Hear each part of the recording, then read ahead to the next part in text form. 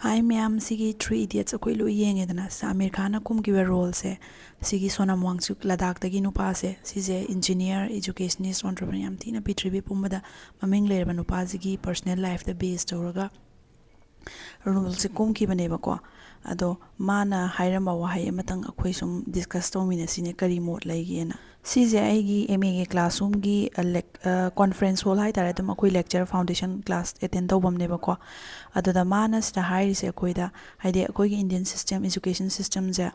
kitam semdok matang oire kaigino hai matamda mana magi personal life the example pi ko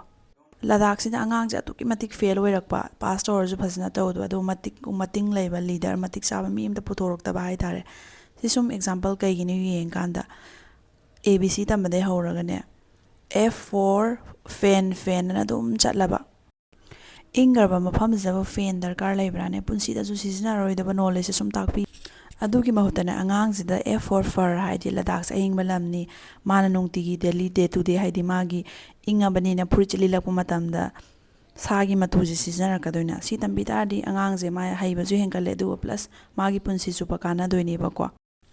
Sonam Wangchuk na haibiram wafam do yam chumme na khale ba ko kaigina angang se koina takpi ba matamda magi punsi da kana rakadawa knowledge haidi khulai na sizna ga da any aruba situation lakpa matamda life ki skill sumaina tambira ko just haidi question sir khara simpha puhan bagi mahut na taba aduga oza akhoi gi so roles yam chauna leidana ko ado maina thamjani ngai de Sonam Wangchuk ki wafam se yam phaje na ma'am kai khan bi